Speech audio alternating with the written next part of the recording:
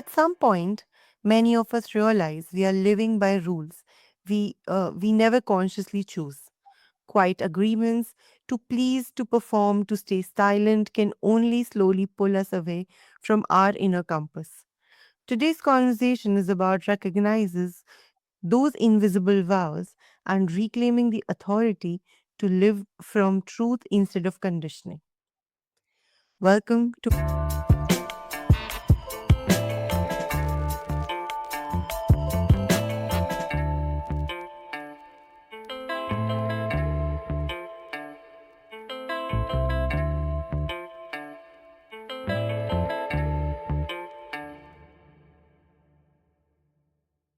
Mind Over Matter, where we explore resilience, inner authority, and psychology behind meaningful transformation. I am Nazish, and today I am joined by Toni LaMotta, a highly respected spiritual coach, master teacher, internationally acclaimed speaker, and expert in facilitating deep personal change. After spending 16 years living under a vow of obedience in a convent, Tony uncovered a powerful truth. We all take unconscious vows that shapes our lives, often without realizing it. In this episode, we explore how those vows form and how they disconnect us from our inner compass and how we can reclaim self-trust and inner authority. Welcome to the show. Thank you so much, Nazish. You're very Thank you. welcome. When you look back now, and when did you first sense the obedience was costing you connection to your inner voice? Well, it was a gradual thing. As you mentioned, I spent 16 years living under the vow of obedience, and I was taught to check everything I thought at the door and bring it to somebody wiser and not trust my own voice. And there were times that things would happen. For example, we had something called grand silence, and you were not supposed to even look up at anyone. And one of my friends was crying, so I knew I needed to go over and comfort her and be with her. And so there were things like that that kept happening that made me question, whether or not I was following my own voice. But eventually, I just let it die completely because I thought that that's what I was meant to do. And it took years to regain that belief and that trust in myself, and through lots of programs that I took, books that I read, and that's what I'm teaching other people now. All the things that I learned that helped me reclaim that inner compass. I agree, and that is such a beautiful explanation uh, to it. Many people think that vows only exist in religious context. From your experience, what is the biggest misconception about vows we take in everyday life? Well, obviously, everybody here it hasn't been in a convent, and uh, but what I've learned after working with hundreds of people over the last few decades is that we all take some kind of vow of obedience. Maybe it's obedience to your family's expectations. For many people, that's what it is. Or it could be later on to your company's culture and listening to an outside authority. It could be even to your spiritual community or religion and things that you don't agree with, but somehow you just let yourself go with it.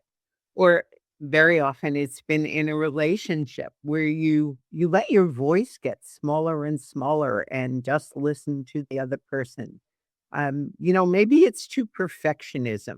For some people, that's the vow they take. It's like everything must be perfect. Or to people pleasing. You can tell I have a whole list of these, a belief that everybody else knows better than I am. It's so amazing that we all take some of those vows because every one of us have had woundings as little children.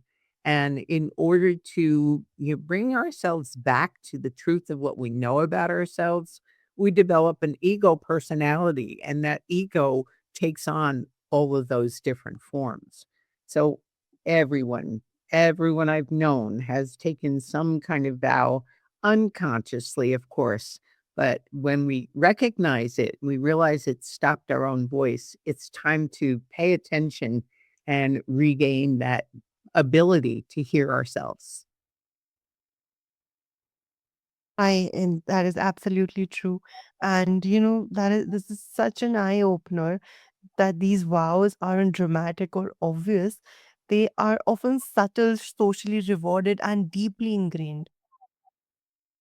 Absolutely. It's that most people don't recognize them, which is why I think many of the trainings that I do help people to start seeing, oh my glory, yes, we need to become aware. And once, we don't have to do a whole lot to fix ourselves or change ourselves, but just being aware of those things makes a huge difference. I agree. So, what tends to cause people to take these vows of obedience to family expectations, workplaces, or perfectionism in the first place? Well, I also teach something called the Enneagram. I don't know if you're familiar with that. It is a spiritual tool and it is a psychological tool that helps people understand their personality and why we are the way we are. We're all born into this world imperfection. We come from the divine. We come from this perfect state. And then something happens when we're children, and sometimes right within the womb or in the very first few years of our life. And what happens during that time, and it's not necessarily any big trauma. They can be just being a small person in an adult world is kind of traumatic. And so each of us then finds kind of a fixation, a belief, a way of being that is trying to get back to what we know is our essence. And that's what happens. It's like we have this break in recognizing we know who we really are and we can't live it. So we take on this persona. And that's it. All psychologists will teach us that's how our ego gets formed. And in the Enneagram system, there are 9 different ways the ego gets formed. And some of those things I mentioned are some of the ways. There are people who do become perfectionists, and there are people who become people pleasers. There are people who become, you know, chameleons. They'll do whatever it takes to be successful and to look like what they're supposed to. We could go on, but that's how it gets formed. And when we get in touch with some of those early memories, we can neuroplasticity, we can actually learn to change the effect, not the memory itself, but the effect of that memory can be changed. And so we can get back to our full essence, our joy, our love, our peace, the things that we know we are. You Yeah. absolutely. This actually makes a lot of sense to me. And from what I hear is how survival, uh, belonging, and approval quietly drive these patterns long before we have the awareness or language to question them. Absolutely, and that's why they become unconscious because we're not aware that we're even creating these things, and until you start to recognize, until someone points it out and you say, "Oh my glory, I've been living that way," and then you start to notice it. As I mentioned, you don't need to fix yourself. You simply need to start noticing, and what happens is when you start noticing kind of like after it happens, "Oh, I just did that again." And then after a while, you start noticing it as it's happening. And then eventually you begin to notice before it happens. And that's how change takes place. Real transformation. I like to say I don't teach information, I teach transformation. It's not about learning all about these things, but it's learning to apply them so that my life can actually change and I can become the whole person that I'm meant to be. Yes, yes. And that is so beautifully put. I must agree. Thank you. So, tell me something. How do these unconscious vows tend to show up in adult life, emotionally, mentally, or even physically? Well, they show up in all 3 of those ways, and for many, many of the people that I work with are particularly it shows up in an anxiety. They wake up every day feeling anxious without anything that's actually happening, but they're always ready for the other shoe to drop, or they're looking for what could go wrong. That's probably the biggest thing that I would say that shuts off self-trust. And then there are people who, you're feeling all kinds of illnesses. Sometimes we get headaches or stomach aches, and, we go and grab an aspirin to try to get rid of the symptom. But when we really pay attention, each of those things that are happening in our body is the best teacher. We can learn if we stop and say, what's this about? Why am I feeling this? And even more, one of the things I like to help people with in some of our program is to say, where did this come from in the first place? When was the first time I felt this? We're never upset for the reason we think. What's happening in our lives, we get triggered all the time. And what's happening is that we're triggering a bodily memory. It's held in our cells. And so we could then go back and say, how can I look at what where this was first caused so that I can literally erase that neural memory and really come to something new and experience something totally different. But that's I would say anxiety, self-doubt, that's the way it shows up. Hard to make decisions, people who procrastinate all the time. Procrastination is simply, I'm afraid to trust. I'm afraid to trust myself. And so I'm gonna wait. And those are signs that I see all the time, and that's what I see changing in people. It's like by the end of the I do a 6-month program with people, and by the end of it, they're able to say, "Oh my glory, I'm not doing that anymore. I'm making decisions quickly." And maybe they're not the most perfect decision, but I now know I can change them. I made the decision in the first place, so I'm the one that can change it. And they become lighter. I guess that's the other thing. They become more accepting of themselves and more able to kinda laugh and have fun. That's one of my main teachings is that life's not meant to be a struggle. It's meant to be much lighter and much more fun, and we can do that when we learn to trust ourselves.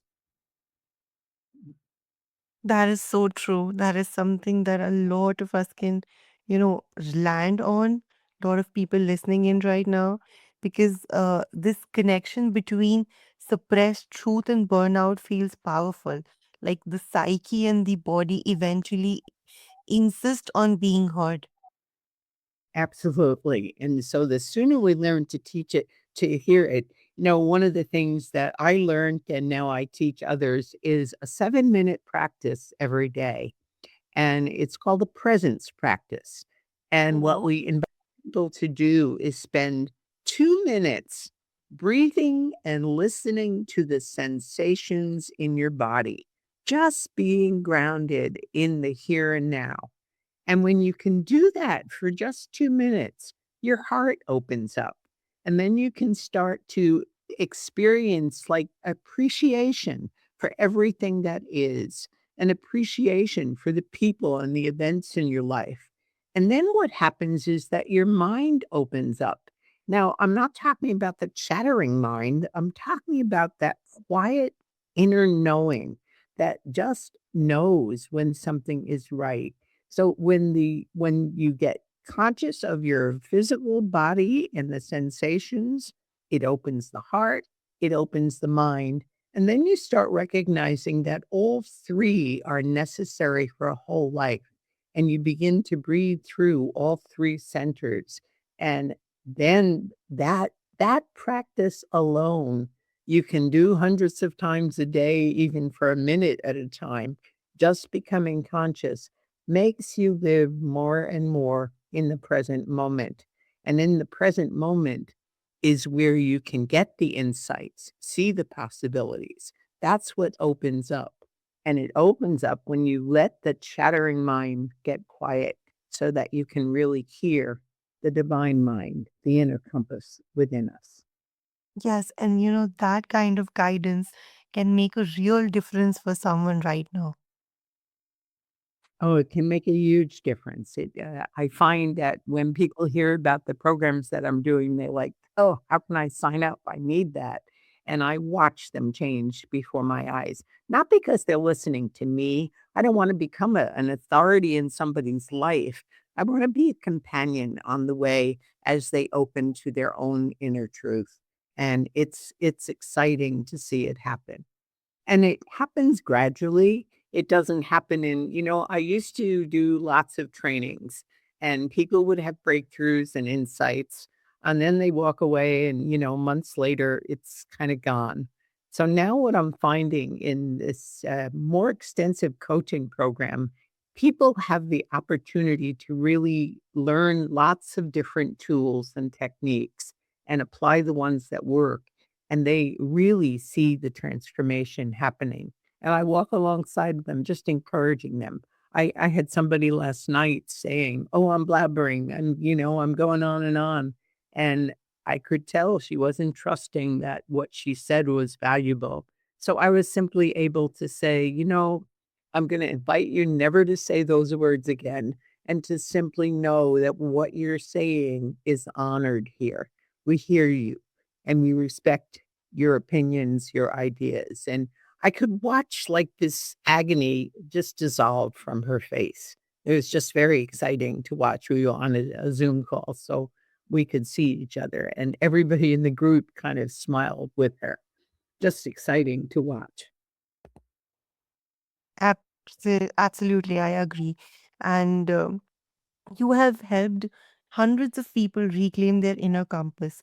When someone realizes they have been living under an unspoken vow, where do you guide them to begin with?